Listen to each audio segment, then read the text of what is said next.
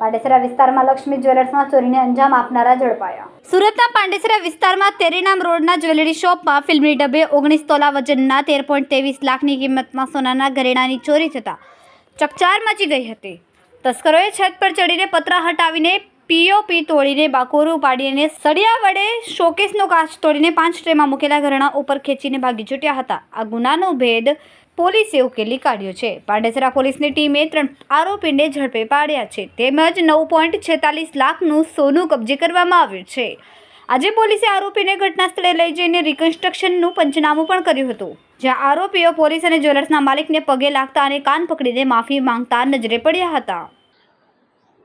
21 તારીખના લેટ રાત અને 22 તારીખની સવારે લગભગ મિડનાઇટમાં પાંડેસરા પોલીસ સ્ટેશનની હદમાં આવેલ એક જ્વેલર્સ શોપ છે તેરેનામ લક્ષ્મી જ્વેલર્સ, તેરેનામ રોડ ઉપર લક્ષ્મી જ્વેલર્સ। આની દુકાનની છત ઉપરના પતરા અને કરેલ પીઓપી આ સાધન કોઈને સળિયાથી તોડી નાખી અને જ્વેલર્સની દુકાનમાંથી ગહેનોની ચોરી કરેલ હતી અને આની જાણ થતાં જ પોલીસ સ્ટેશનના સર્વેલન્સ સ્ક્વોડના લોકો કામગીરીમાં લાગી ગયા અને માહિતી એવી મળી કે આ કોઈ 3 આરોપી છે જે 3 ચોરી કરીને યુપી ખાતે ભાગી ગયા છે અને ટીમને તરત જ ઉત્તર પ્રદેશ ખાતે મોકલી આપવામાં આવેલ અને રોબર્ટગંજ ખાતેથી 3 આરોપીને અટક કરવામાં આવેલ છે। આ 3 નામ દીપુ સિંહ, વિનીત સિંહ અને અરુણેન્દ્ર કુમાર છે અને આનાથી પાસથી 119.840 ગ્રામ સોનું જેની કિંમત રૂપિયા 9,46,000 જેવી ગણાઈ શકાય કબજા કરવામાં આવેલ છે અને આ 3ને અટક કરીને કાયદેસરની કાર્યવાહી કરવામાં આવી રહી છે।